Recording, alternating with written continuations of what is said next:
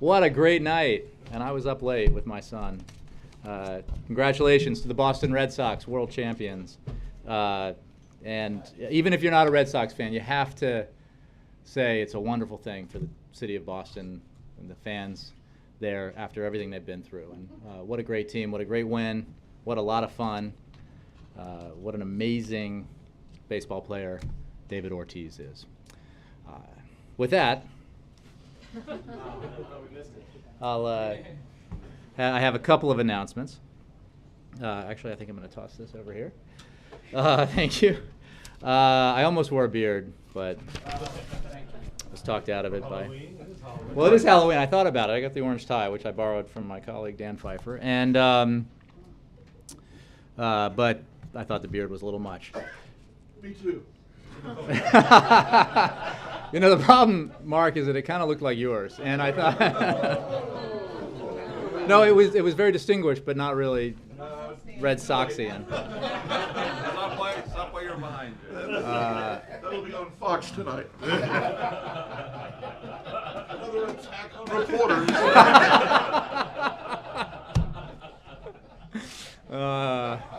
That's awesome. A couple of things I'd like to bring up in addition to the fact that the Red Sox have now won 3 World Series in 10 years. First, President Obama will host President Juan Manuel Santos of Colombia at the White House on Tuesday, December 3rd. The visit will highlight our long-standing partnership with Colombia and our continuing support for the Santos administration's efforts to achieve peace and to build a more democratic society. The President looks forward to discussing cooperation on promoting citizen security, respect for human rights, and economic prosperity for all Colombians. The President also looks forward to discussing the expansion of our economic ties anchored by the growing trade relationship we share through the U.S.-Colombian Trade Promotion Agreement. Separately, as you know, the President is delivering remarks at the Select USA Investment Summit in about an hour. Today, he is announcing the first ever comprehensive, all-hands-on-deck effort led by the federal government to bring jobs and investment from around the world to the U.S. through an aggressive expansion and enhancement of Select USA. The Commerce and State Departments will make recruiting, job-creating investments one of their core priorities. We will coordinate global teams led by ambassadors to actively work to bring jobs to the U.S. There will be a single point of contact for investors. We will also coordinate support for states and localities to attract investment. And there will be a coordinated advocacy process to include the senior-most administration officials, including all the way up to the President, to help recruit businesses to bring jobs to the United States. This announcement takes major strides forward using existing resources, but the President will also continue to call on Congress to provide the necessary resources required to build the full suite of capabilities required to realize our shared ambition for Select USA. Also worth noting, CEA and Department of Commerce together issued a report on foreign direct investment in the United States this morning, and I encourage you to take a look at that.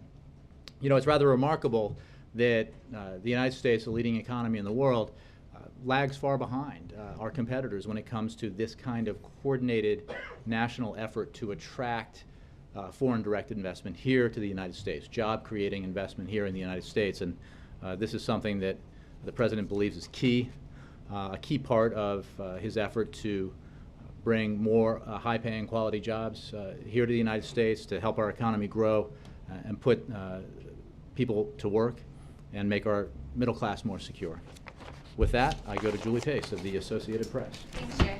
AP obtained a memo yesterday showing that 4 days before healthcare.gov went live, administration officials had concerns about a potentially high security risk on the site due to incomplete testing, and they recommended that there be a 6-month mitigation program, including additional testing, in order to ensure that there were no security risks. Yesterday on the Hill, Secretary Sebelius said that there weren't security risks, and I'm wondering how that's possible given that 4 days before the site went live, administration officials said that they couldn't guarantee that that was the case, that there were potentially high security risks. Well, as you said, Secretary Sebelius made clear yesterday that when consumers fill out their online marketplace applications, they can trust that the information they're providing is protected by stringent security standards and that the technology underlying the application process, has been tested and is secure. Security testing happens on an ongoing basis using industry best practices. So this is a constant process, as any website of this complexity and size would do. There will be ongoing security tests administered to ensure that the standards are being met, and that's what Secretary Sebelius testified to yesterday. But I don't understand how 4 days before the site went live, you could have people within the administration saying that there are potentially high security risks and recommending that there be a 6-month mitigation program in order to ensure that those risks have been taken care of. I don't understand how you would have that memo come out and then today, a month later, say that there are no risks. Again, what I would say is that in any website like this, you have to constantly monitor and mitigate potential security risks. That's what will happen and is happening at healthcare.gov. The fact of the matter is CMS leadership granted authority to begin operations on September 27th, and this memo gave temporary authority to operate for 6 months and listed a number of strategies, as you said, to mitigate risks, including regular testing. So authority was granted, a process was put in place, as you would expect with a website like this, to ensure that security standards are met, and as Secretary Sebelius said, consumers can trust that their information is protected by stringent security standards. Was the President made aware of this memo and these concerns 4 days before the rollout? Yeah, the President, as you know, was regularly briefed on the implementation process and all the things that were happening in the run-up to and since the launch of healthcare.gov. I don't have a specific meeting or memo to read out to you, but what I can tell you is that this is a memo that identified the fact that for a website like this, we need to be sort of constantly vigilant and making sure that security risks are mitigated to ensure that standards are met and individuals, consumers' information is protected. And just one other topic, the Iraqi Prime Minister is in Washington. He meets with the President tomorrow. He's planning to ask for more U.S. weapons and manpower to help fight the violence in Iraq, which is really kind of spiraling out of control. Does the President feel like the U.S. has any obligation to assist the Iraqis in combating the violence at this point? Well, let me say broadly that the President looks forward to the meeting and that we remain engaged with senior Iraqi leaders on security issues and support efforts to resolve differences through direct dialogue and the political process. The two leaders will have the opportunity to discuss the strategic framework agreement and coordination on a range of regional priorities. There is no question that there has been an increase in violence, and the United States condemns, in the strongest possible terms, the recent terrorist attacks across Iraq. We are deeply concerned about the nature of these attacks and the increased levels of violence in Iraq in recent months. These attacks are disturbing and are a constant reminder of the formidable challenges Iraq continues to face on the security front. However, it is important to focus on where this violence is coming from. It's coming from al-Qaeda and its affiliates. They are trying to provoke cycles of sectarian reprisals, but we are confident that they will not succeed. We've seen them try this repeatedly in Iraq. And for a period there, they succeeded. But we believe they will not succeed in this new effort. The vast majority of the Iraqi people continue to reject this violence and call for political dialogue to resolve tensions. So going to the assistance question, targeted foreign assistance to Iraq remains an essential piece of our engagement, and it helps cement the United States' enduring partnership with Iraq during this important period of transition. U.S. security assistance and foreign military sales are key tools for building and shaping Iraq's defense capabilities and integrating Iraqi security forces into the region, anchored by U.S. materiel and training. Suggestions that we deny security assistance would only serve to undermine our relations with Iraq, decrease our influence, and impede progress toward our long-term efforts in the region.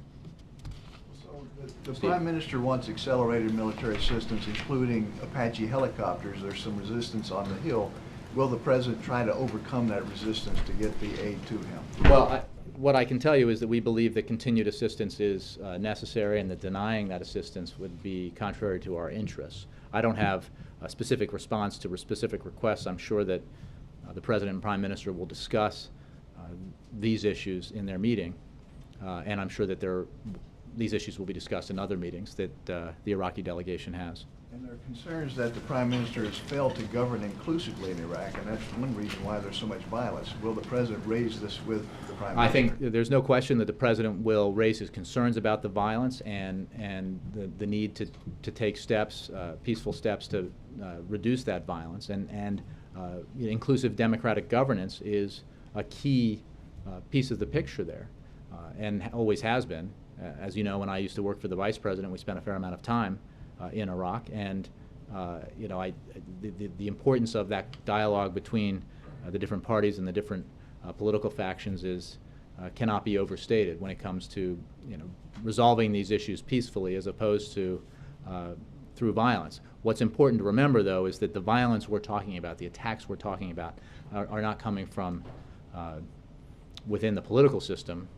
They're coming from Al-Qaeda and its affiliates. And separately, the Vice President told a TV interviewer that the President had tried to log on to healthcare.gov. Do you know what happened there? Was he successful? As I've said many times, the President is conversant with technology and is fully computer capable. And he's also, of course, been briefed periodically on the website, both in the run-up to and in the aftermath of the launch date. I don't have specific occasion to describe to you, but I certainly don't doubt what the Vice President said. I'm sure that the President has had demonstrated to him the site and its the processes around logging in and the like, both prior to and in the aftermath. I mean, I'm saying that as a general matter. I'm not recounting an instance. So, the President is focused on, and I think this is important. The healthcare.gov is a means to an end, and it is one of several means to an end. And what the President's focused on is the end.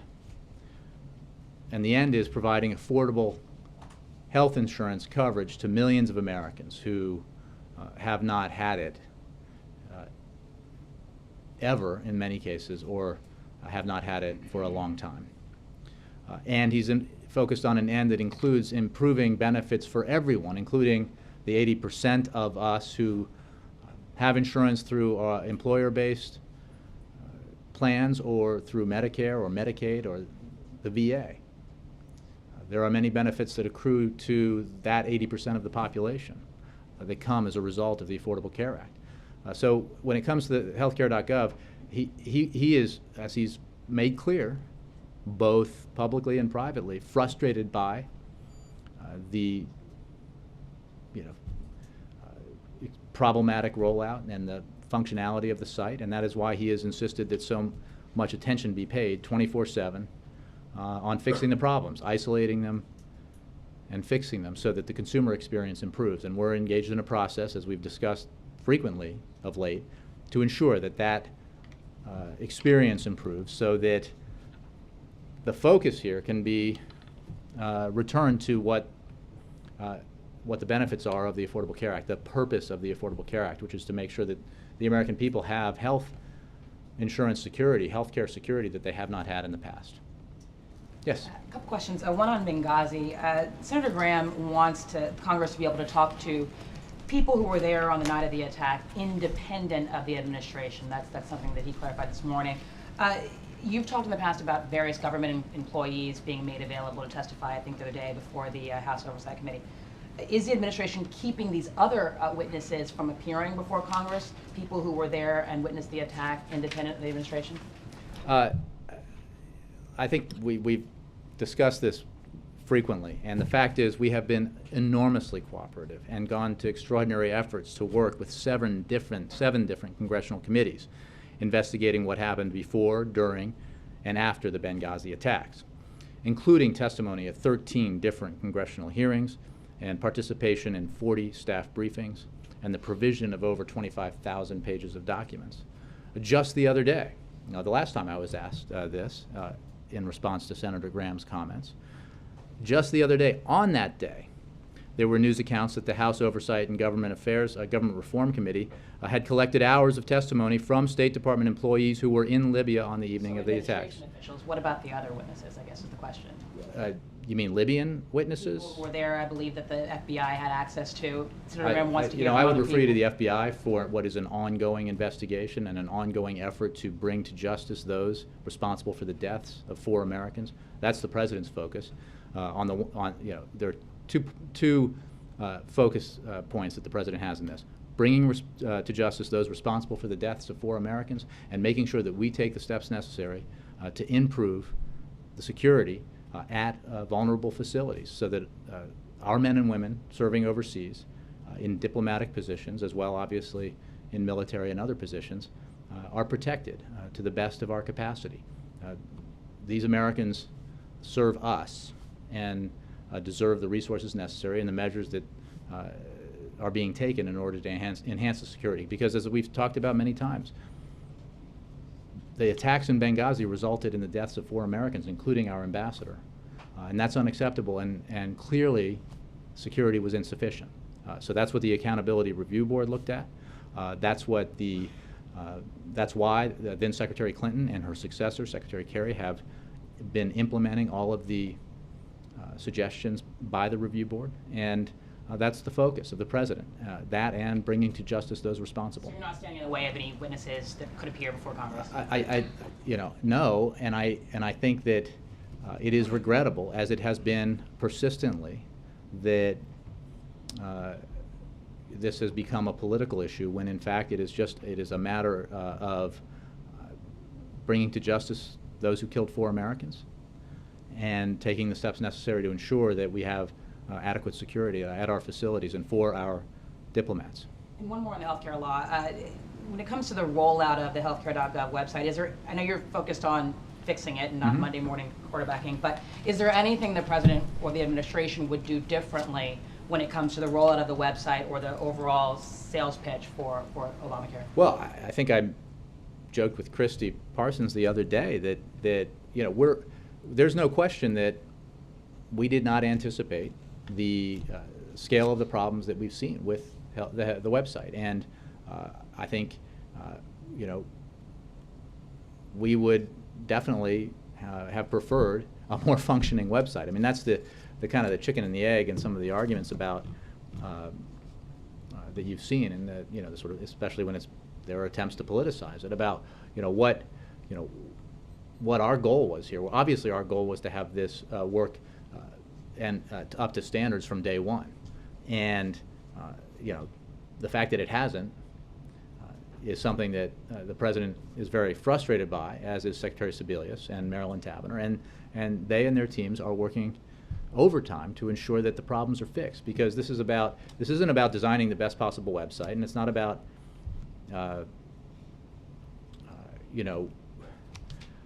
technical problems. In the end, it's about making sure that Americans have an easy time getting access to these benefits that they haven't had before. And on the sales pitch, I mean, what about the confusion about people losing their policies?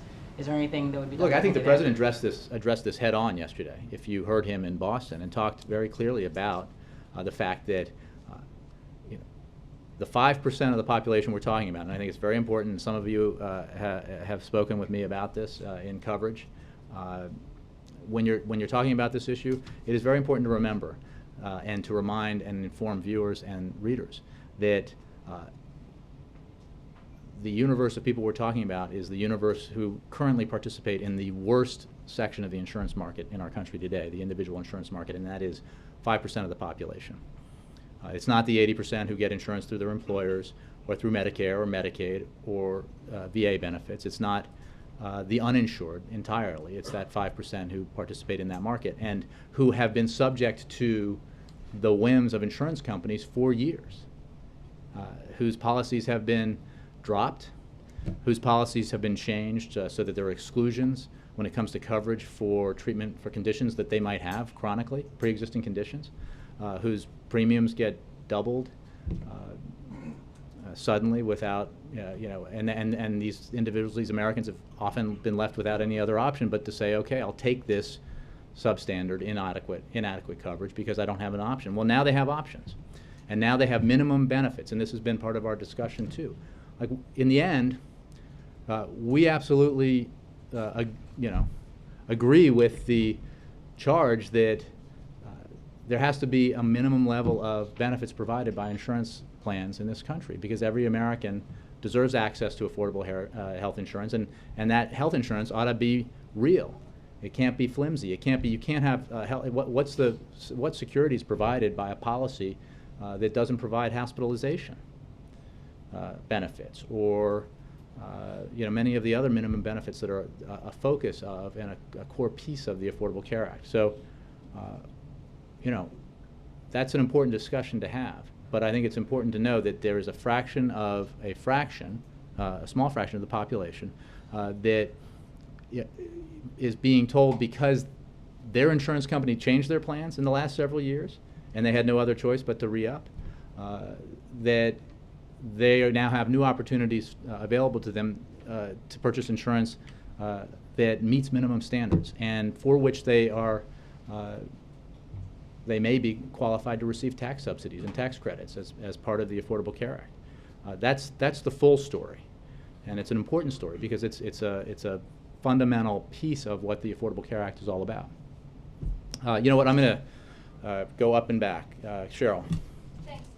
I know Josh addressed this a little bit yesterday, but budget conferees met yesterday. I'm wondering if you have a better sense today of how big a budget agreement that you might be able to get before December 13th? No better sense than Josh had yesterday. The President obviously has a budget on the table that he submitted that includes a very detailed and specific way to achieve savings beyond the sequester. In other words, eliminates the sequester and reduces the deficit even further, while ensuring that we have necessary investments so that our economy can grow and then we can create jobs. I mean, everything that we do here, if at all possible, needs to be focused on that core demand of the American people, that they want the economy to grow faster. They want more and better jobs created. We have been recovering from the worst recession since the Great Depression, and we have, as a country, created millions of private sector jobs since the recession was at its worst. But we have a lot of work to do, and we ought to be focused on that work. And it is important to take note today, when we had UI claims, that as we saw last week, there was we have an inflated number for UI claims directly caused by the shutdown. And you have Standard & Poor's issuing a report saying that the economy lost $24 billion because of the shutdown. Well, that ought to be applied to the bills of congressmen who decided that shutdown was a good idea. What do they tell the American people? That why did they cost the economy $24 billion? Why did they jack up unemployment? What was the virtue of that? All over initially a fight about whether or not Americans ought to be guaranteed access to minimum levels of health insurance. It's a shame. The focus ought to be on jobs in the economy every day, on Capitol Hill, around town, and that includes obviously here. Margaret. Thanks. Then Jim. Senate has blocked a vote on Mel Watt. Is it the White House's intention to push for another vote again in the next couple of weeks? Alternately, recess appointment is an option for you, or are you at this point prepared to move on with somebody new? Well, I believe Senator Reid, the majority leader, has taken a step to allow for another vote, and we absolutely believe that Mel Watt is enormously qualified with 20 years on the House Financial Services and Judiciary Committees, and a proven track record of fighting to rein in deceptive mortgage lenders, protect consumers from abusive financial practices, and expand affordable housing. Throughout his career in public service, Watt has worked tirelessly to expand economic opportunity for the middle class and for those striving to get into the middle class. And he has a history of bringing together consumer advocates and industry leaders to enact common sense reforms in this space that promote economic growth. And it is enormously disappointing that Republicans would filibuster this nomination of a highly qualified nominee. And we hope that those senators will reconsider that vote, and that Mr. Watt will be confirmed in the future. How long that really fast? Yes. Thank you. Well, I mean, there was a little, Margaret sort of nodded, and Can I just, so it sounds like what you're You saying guys is work it out. you're not giving, well, I don't want to cut her out, but. Well, go you- ahead, no. So you're not giving up on him, you do want to have another vote? absolutely not. And I think that obviously the Senate Majority Leader is the place to look for, how we move forward, or he wants to move forward with nominations. And I believe, obviously this happened right before I came out, but I believe, that the opportunity to reconsider this nomination has been retained. Yes, April. Jay, without using talking points, just let's get to, I mean, can we just get to the real reason? Talking points have been given a bad name, April. Whatever. But, without using talking. Well, I promise not to, but I mean, what I was recounting is Mel Watt's resume and why he's qualified for the job to which the president was nominated him for. That's where I'm going. Something like that. Yeah. The issue is the fact that he's being held up. Why? Why are they saying he's not qualified when the resume, his pedigree shows that he's as qualified as anyone for that position? Why not? Well, look, I think that you need to ask those senators who made this choice why, and examine their reasoning. We're just disappointed by it because we know he's qualified and we know that he would do a good job, and there's a heck of a lot of important work that needs to be done in that agency, and Mel Watt needs to be in that job so that work can move forward. Does this White House agree with civil rights leaders who have cited prior examples to include this president that many people thought was not qualified for this position? He had the pedigree like anyone else except his race. Then you had Susan Rice, that she was held up, she was qualified, many thought that she was qualified for Secretary of State. That didn't go through. Do you think this is another issue along those same lines where race is a factor? April, I think that this is about politics, and the situation that you described in the aftermath of Benghazi was most definitely about politics. And that's a shame, because in these cases, we're talking about the necessity for any president to be able to appoint those individuals who are qualified that he believes will best fulfill the responsibilities of any given post. And we look forward to working with the Senate to move forward on these important nominations, and for there to be less of this kind of knee-jerk obstruction of a nomination process that should be allowed to move forward for the sake of the country, so that agencies like the one that Mel Watt needs to be running as soon as possible have their top posts filled. And there's the harm done here is to the American people. The harm done is to the functioning of agencies that are important to our economy. And we hope that there's an opportunity for senators to reconsider and to move forward on this nomination. So am I correct in saying that the White House is saying to these civil rights leaders, look, it's about politics, it's not necessarily the race? April, I think it is about politics, and I think that we've seen this kind of obstruction far too often. For individual motivations, you need to ask the individuals. But this is an enormously qualified candidate, and we certainly are disappointed by today's vote. Jim. If I could turn to food stamps. Tomorrow, 1 in 7 Americans will start receiving $36 less a month. This bonus they've been getting, the $37 a month, was because of the stimulus package because of the poor economy. Mm-hmm. Does the White House believe the economy has improved enough that people can now do with less than $36 a month? Well, we believe that these cuts come at a time when many hardworking American families are still struggling to make ends meet in the wake of the worst recession in decades. And last year, the additional resources provided by the SNAP program lifted 7 million people out of poverty. And that is why the President acknowledged this need when he proposed an extension of the Recovery Act adjustment through 2014, or until March 2014, in his 2014 budget request, and why the strategy currently underway in the House to reduce SNAP by removing millions of low-income families from the program does not make sense. and we've made clear our view on that effort. Now, we're committed to helping reduce the number of Americans who need SNAP the right way by arming recipients with the skills they need to enter the workforce, earn the income they need to support a family, and ultimately come off the program. And that's our focus, job training, job skills, and generally growing the economy and focusing on creation of middle-class jobs. But in the meantime, there is a need out there for the kind of assistance that just last year lifted 7 million people out of poverty.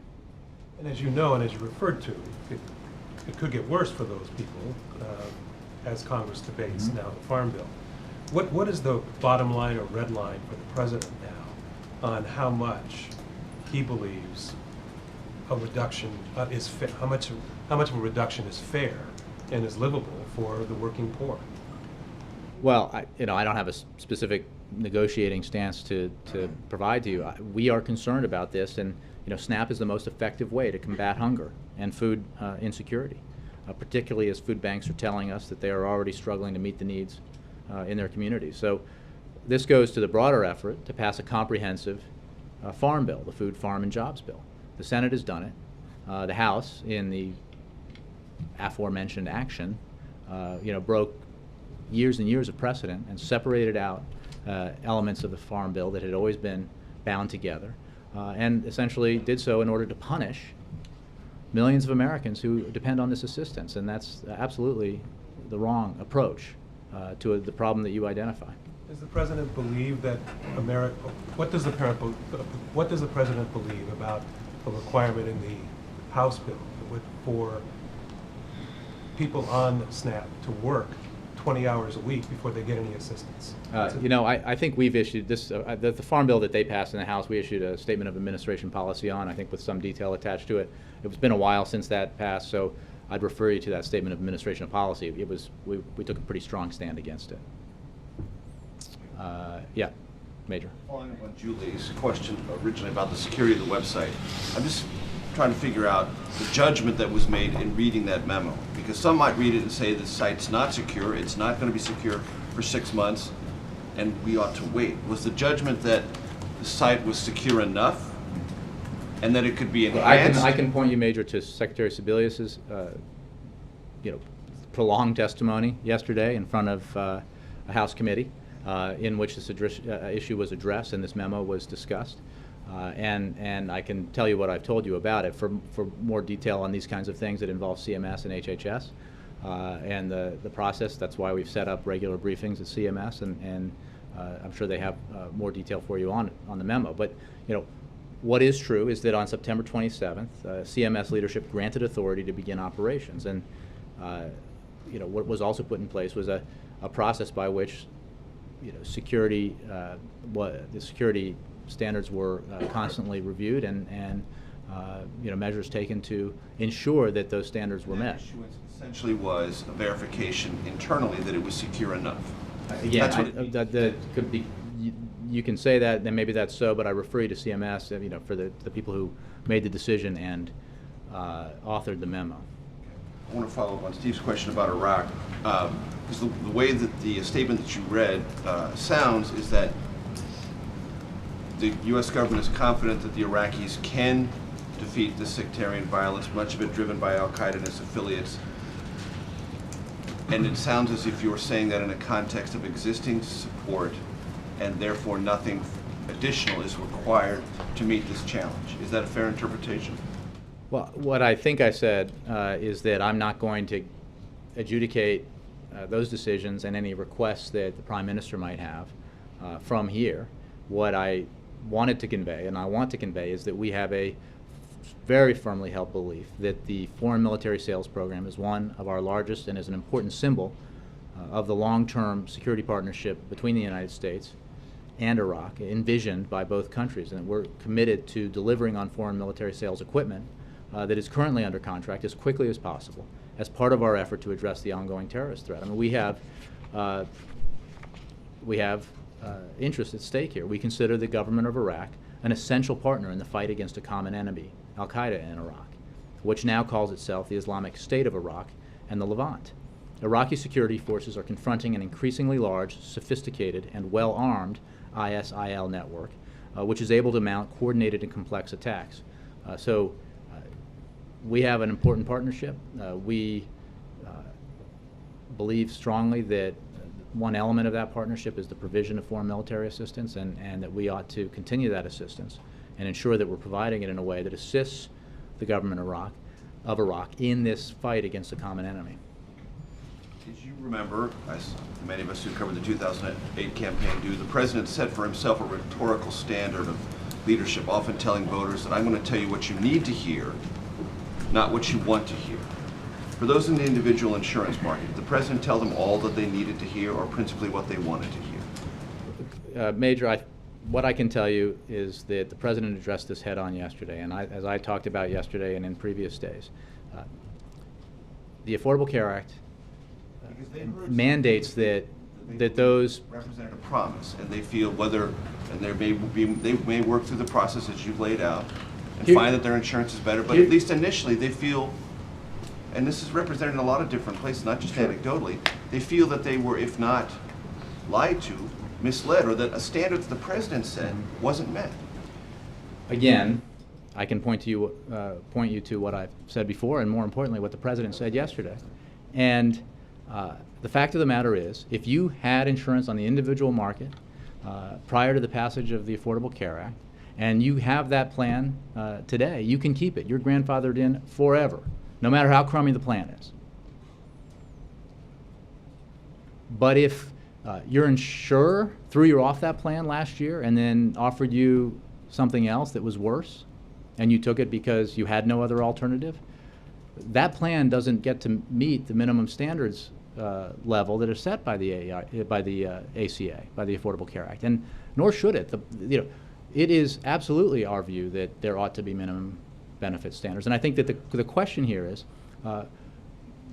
to look a little more deeply at what is happening when these individuals, Americans across the country who represent a fraction of the 5% of the population who might be affected here, what their opportunities are, what they're being told. They're not being told you don't have insurance anymore.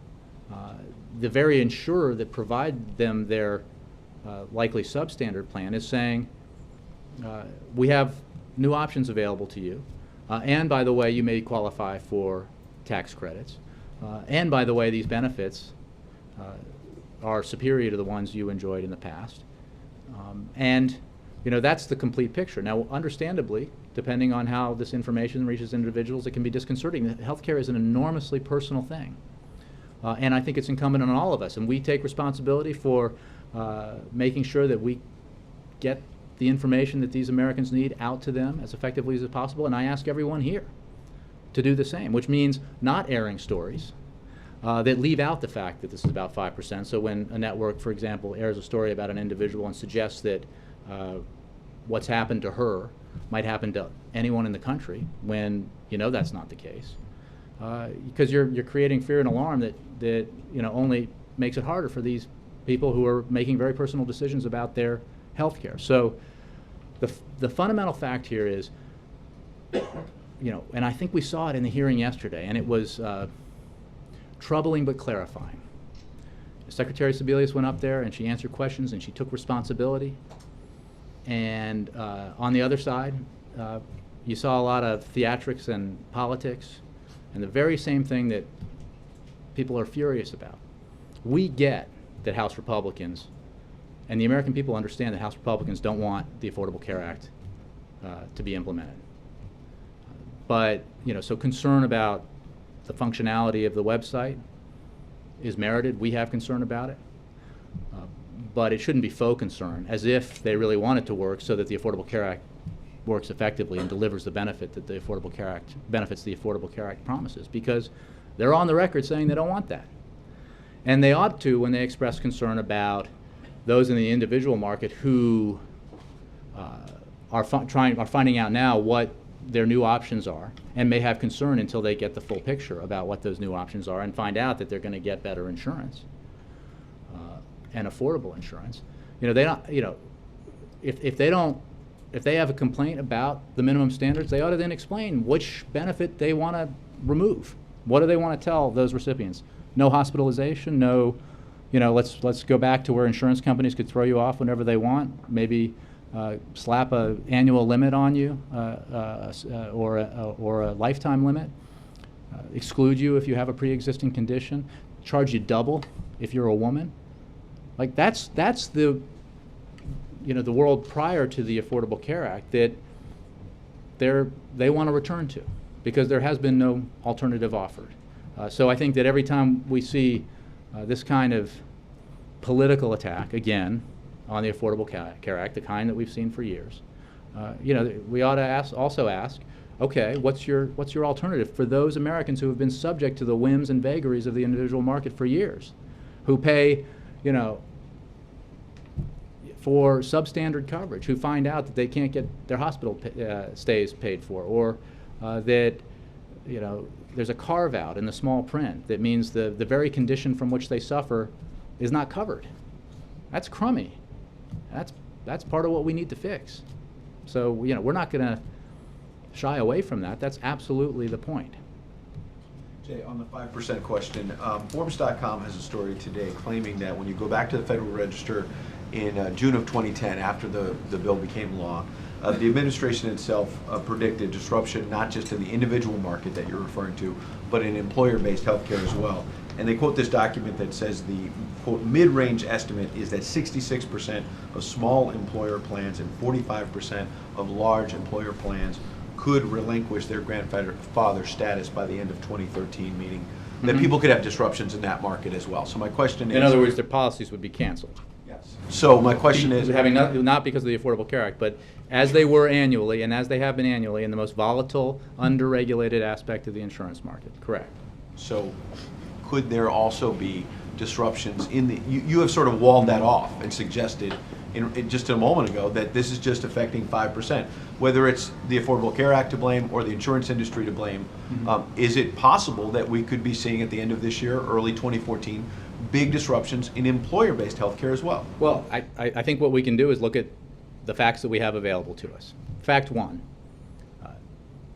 costs have been going up dramatically in health care for decades, and that has put enormous pressure on American businesses, and that's what brought about a situation where costs for individuals on employer plans were going up, and a lot of businesses, especially small businesses, were eliminating health coverage for their employees. And these are problems that the Affordable Care Act was designed to address. And one of the problems that the Affordable Care Act was designed to address was the explosive growth in health care costs.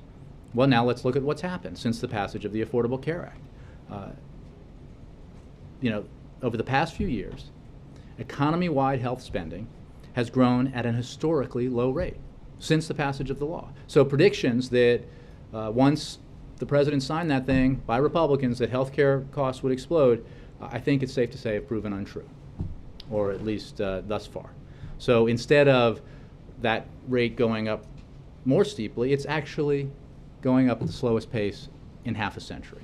And when you're a business, this is not, every individual business obviously makes choices, and they make choices about the health care coverage they provide based on a lot of factors, including historic factors. But if you're a business that was looking at your health care cost bottom line 5 years ago and you were projecting out what those costs would be 5 years from then, based on what you knew about the growth in health care costs, your costs and expenses would be a lot higher 5 years later than they have turned out to be, because of the slowing rate of costs in the growth of healthcare costs. So, you know, personal healthcare spending is growing at the slowest rate in 50 years. So, on the specific issue, I think you can look at a Kaiser Family Foundation report that they released showing that the growth in healthcare premiums for employer-based coverage has slowed significantly under the Affordable Care Act, and the growth rate in 2013 is less than 1/3 of the increases we saw a decade ago. So, problem solved? No.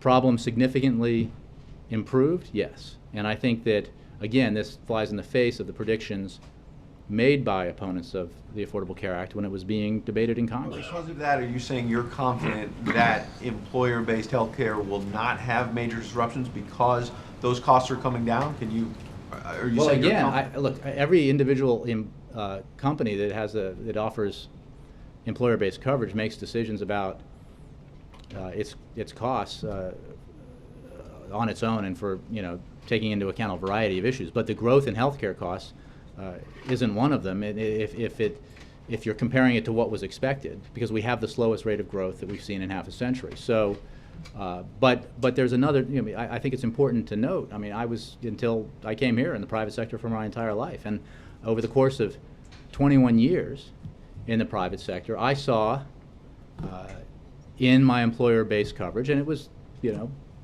by comparison, pretty good coverage. I saw my costs go up every year. I saw my benefits limited every year. And that was a dynamic that was happening around the country. And then many companies, obviously, especially smaller ones, were getting rid of insurance. So instead, you have a situation now under the Affordable Care Act where already small businesses have been getting benefits that create incentives for them to provide insurance, whereas they may not have it before. So, it's an important question, but I think we have to look at the data that inform the answer. Two other quick questions. One, after the shutdown, there were a series of poll numbers suggesting everybody in Washington took a hit, but Republicans took a bigger hit after the shutdown. I think we can all agree. NBC Wall Street Journal poll that came out last night suggested the president took a hit. The healthcare thing has been the dominant issue over the last week or so. And on the healthcare question, 6% saying it's working well, 38% saying we need minor modification, 28% saying major overhaul, 9% saying they're more confident about this now after what they've seen from the rollout, 40% saying they're less confident. My question being, does that suggest the president has taken a hit on his credibility in that poll? I would say that, as we predicted when asked that question in the run-up to and during the shutdown that Republicans decided to impose on the country, that everybody gets hurt when there's dysfunction in Washington. When you just want to talk about politics and poll ratings, everybody gets hurt because Washingtons abhor this kind of dysfunction. And I think it's accurate to say that the dynamic has proven worse for Republicans because I think it became so starkly clear by the actions they took that they were responsible for what happened. But everybody gets hurt. And when you have a situation when unemployment insurance claims spike because of the shutdown, you bet people get even more angry at Washington and the dysfunction here, which is why everybody here needs to be focused on them and not on the same old political battles and not on relitigating the minimum benefits provided by the Affordable Care Act. We had that debate. In the law. Because first of all, look, there are a bunch of polls, and the fact is, most of them have showed steady support for the Affordable Care Act. Some of them have demonstrated an increase in support, which, what I can tell you is that as long as this is viewed by Americans looking at Washington as the same old ideological battle, the same old lines are going to be drawn. But come January 1st and thereafter, when real people around the country, regardless of their politics, are getting better services and better benefits and more security, this is going to be a different story. And the attempt to politicize this again and again and again to the point of shutting down the government over it is going to seem like a bad approach. Very short last one. NSA. As the Edward Snowden leaks have continued, and he's appeared to have done more damage to the U.S. government, as you do your early assessments, does the administration believe that he acted alone in these leaks, or is it possible there was a foreign government, some foreign entity trying to do damage to the U.S. government? Because the leaks have, it's not just been a couple, it's continued and continued. But that is a question that I couldn't answer. That's obviously something under investigation. And what I can tell you is the unauthorized release of this kind of information causes harm to U.S. national security interests. And it's a serious matter, and that's why there is an indictment that has been brought against Mr. Snowden, and that's why he ought to return to the United States and enjoy all the rights that defendants receive in this country and face trial and answer for and explain what he did against the indictment against him. Dave, and then Ari. Thanks, Jay. National Park Service has a press release out about the 150th anniversary of the Gettysburg Address being held next month in Gettysburg, and they said the president will not attend. Why not? I have not had that scheduling meeting, Dave. I confess. I think that is an enormously significant event in our history. And I think Americans will take the appropriate time to consider it, consider the speech that was delivered there. But beyond that, I don't have any updates on the president's schedule. Would it be a natural fit for the president to go? I would simply say that I have no updates on the president's schedule, and I think all Americans will share and marvel in the the remembrance of that important date in our history and in the marvel that is that address. Ari. You talked about the no lot failure vote in the Senate.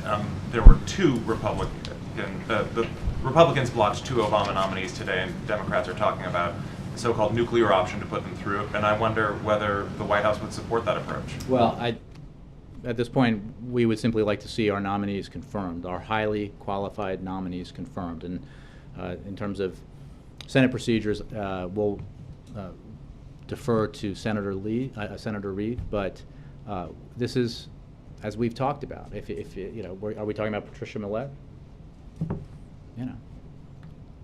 Extremely, extraordinarily qualified nominee for this court. The arguments about caseloads are just astoundingly hypocritical.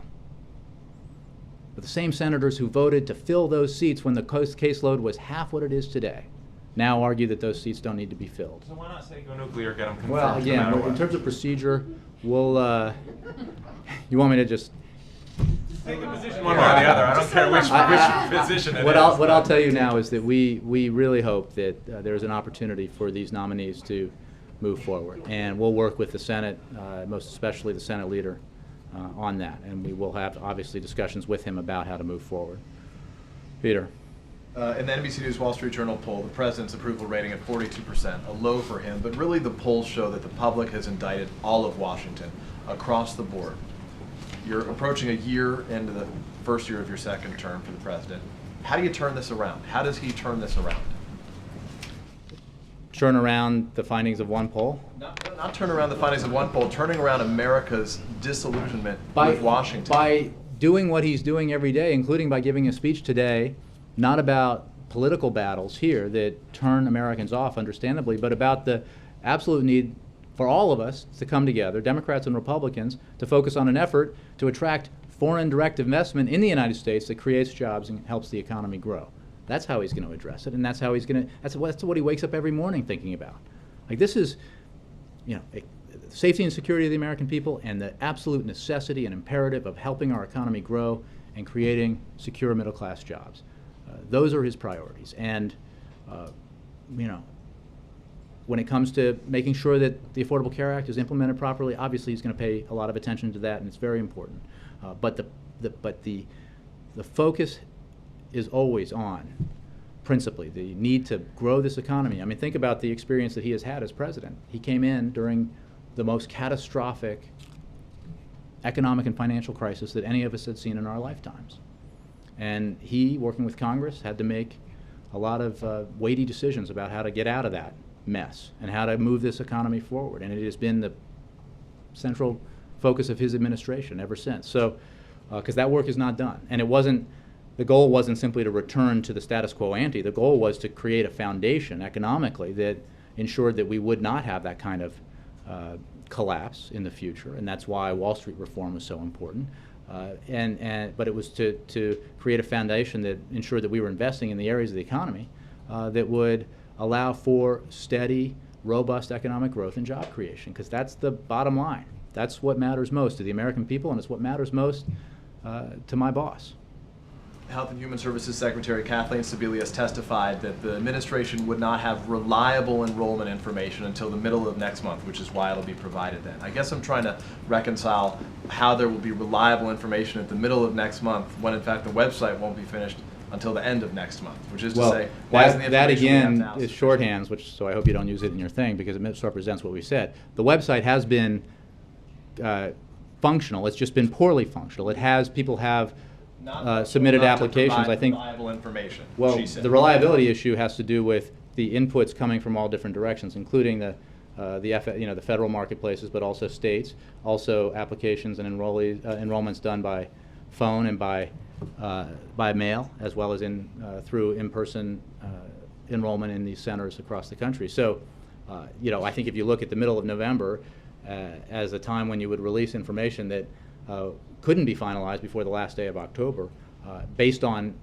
the kind of data that's released for similar kinds of programs, that's pretty standard practice. So you take it all in, you collate it. If you're asking me, will enrollment be low, the answer is yes, because that was always going to be the case. And we know the experience that Yeah, existed in so Massachusetts. I think it'll be better than 123, but that was what Massachusetts saw in its first month.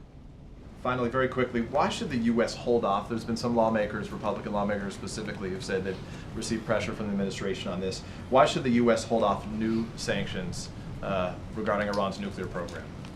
That's a great question, and what I can tell you is that we have been working hand in hand with Congress on this important effort of bringing unprecedented sanctions and diplomatic pressure against Iran, and it's because of that that we are where we are, where we have at least the potential for a diplomatic step forward when it comes to our shared policy objective, which is to prevent Iran from acquiring a nuclear weapon. That effort is underway, and nobody's suggesting an open-ended delay for new sanctions, because there may come a point as a part of this process where additional sanctions are necessary and helpful, because again, we're where we are not because of a sudden change of heart in Tehran.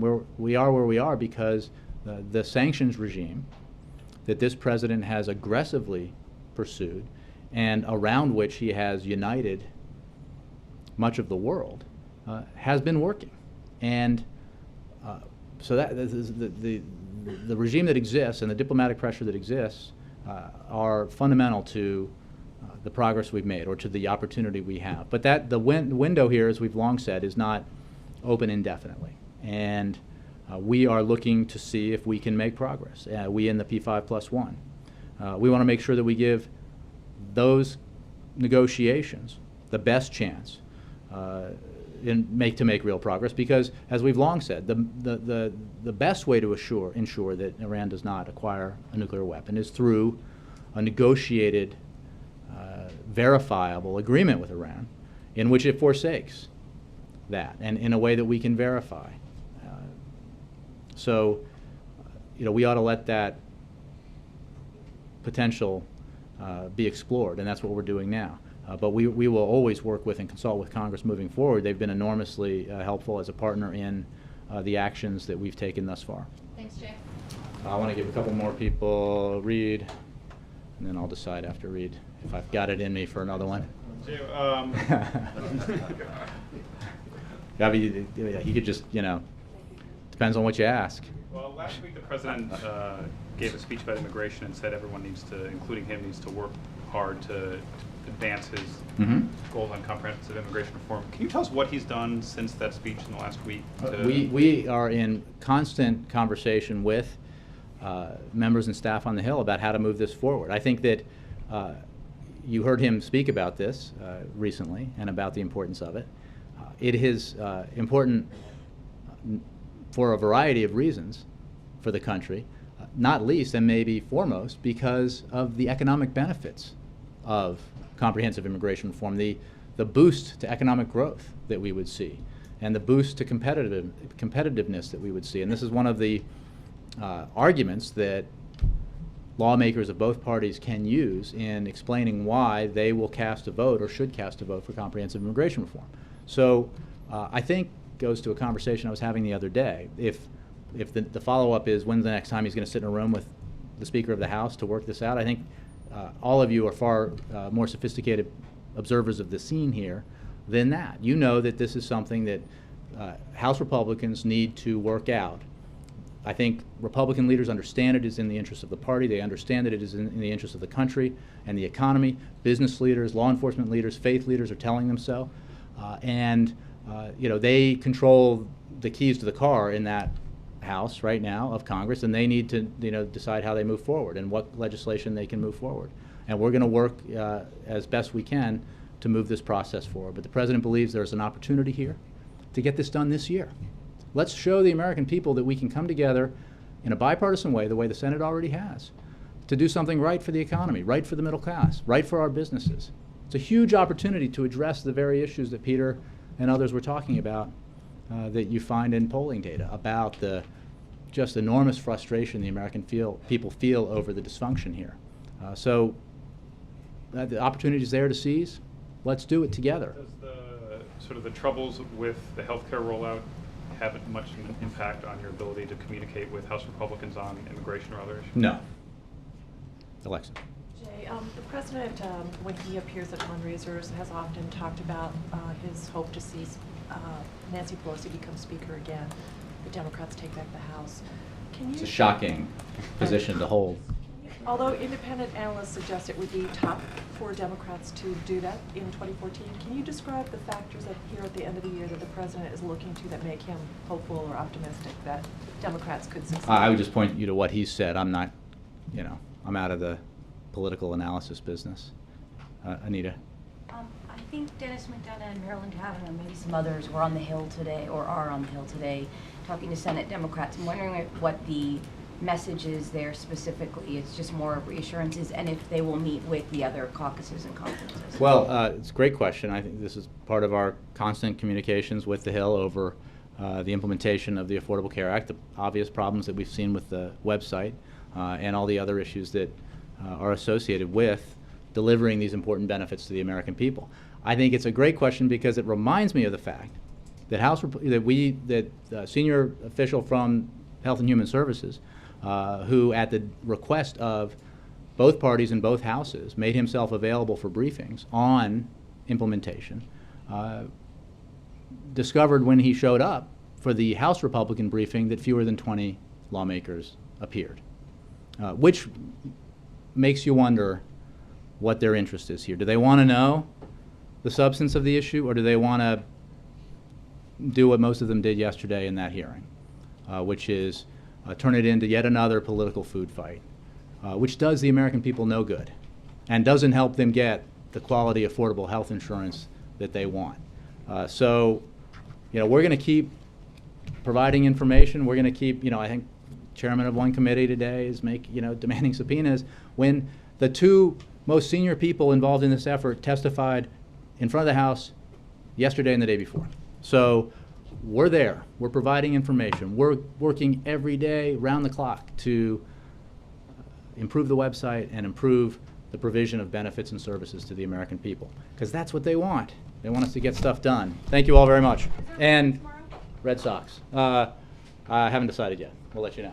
Jay, weren't you a Nationals fan last October? No, I was born and raised in Washington, but there wasn't a. Okay, let's go. Let's go. This is the. I tweeted about this. So, I was raised around here without a baseball team. Never. Have great respect and admiration for the Orioles, but didn't go. Didn't work for me. My significant members of my family, my mother, brother, and sister, moved to Boston, and in the mid '80s, I became very interested in baseball. Fell for the Red Sox right as they were breaking everybody's heart in Boston in 1986. Watched that fateful game with my stepfather and was hooked by the pathos of the whole thing. And so it's been a great decade. Great decade. I'm going to show my son the 30 for 30, the ESPN. Are any Red Sox fans here? The 30 for 30, 4 days in October 2004. It still makes your heart race. It's fantastic. And I love the Nats. So here's the great. Yes, that's the beauty. You can keep it and get. So the Nats come, and I have kids, and we go to the games, and it's wonderful. So I got a National League team and an American League team. But if I have to choose between the Red Sox and the Nats, I'll have to make that decision later, and it'll probably depend on what my kids say. But I've been a Red Sox fan longer. Do you know why Pete Souza was there? Because he's a Red Sox fan. He's a Red Sox fan. Have you ever talked to him? There? So we having off tomorrow for the Red Sox? You want a World Series day off tomorrow? Yeah, World Series day off.